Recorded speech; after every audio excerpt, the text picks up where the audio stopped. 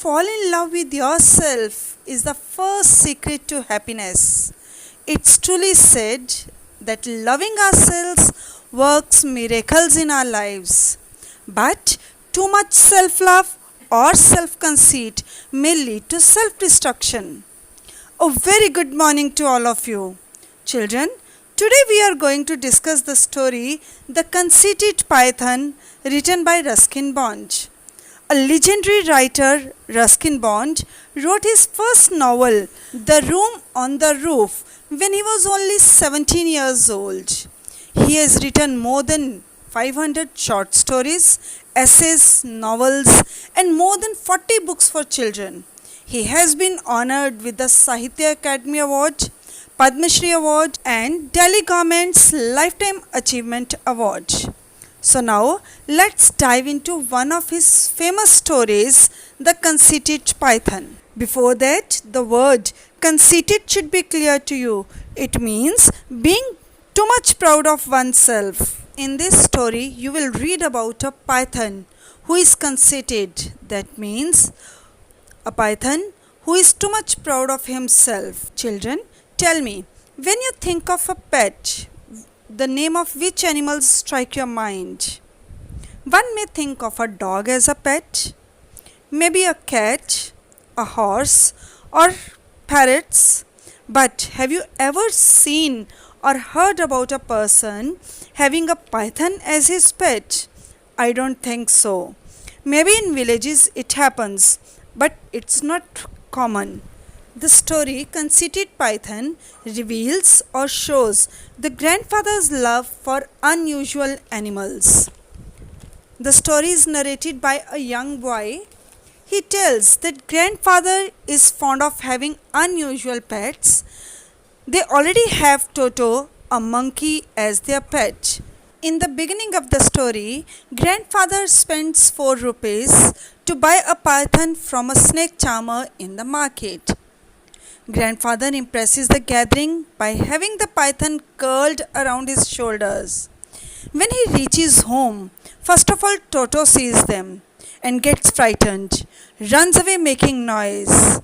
Hearing the noise, the grandmother comes out and nearly faints when she sees a python curled around grandfather's shoulders. She doesn't like snakes, so she wants to get rid of the python.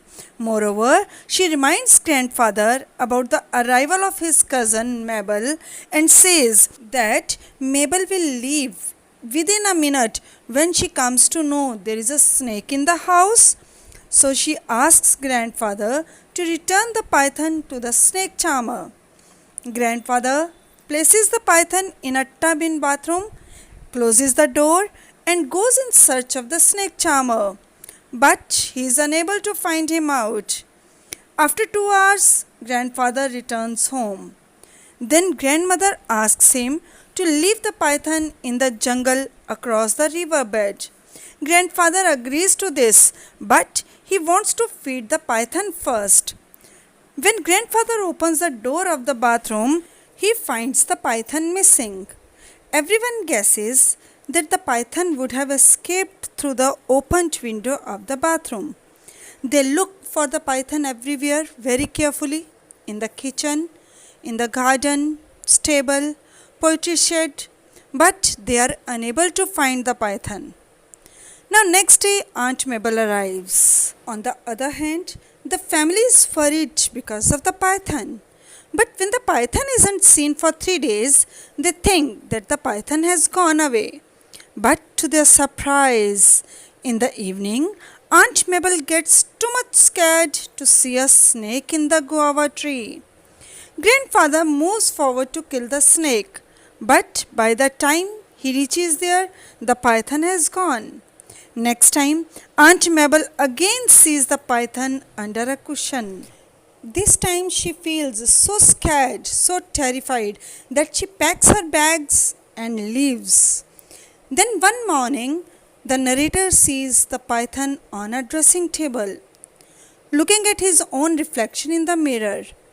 The narrator goes to call his grandfather, but again by the time they come back, the python has gone. Later on, the python was seen in the garden. One day, the cook observes him crawling up the iron ladder. Again, the narrator sees the python on the dressing table, admiring himself in the mirror. Now, in order to catch the python, grandfather gets a large cage with a mirror at one end. He keeps juicy chicken and several other eatables to attract the python. Then one day, the narrator sees the python in the cage, curling up in front of the mirror. The narrator observes a smile on the face of the python. Children, can you imagine a python with a smile on its face? Very quietly, the narrator lowers the trapdoor and calls his grandfather. Grandfather puts the cage on the tonga and takes it away.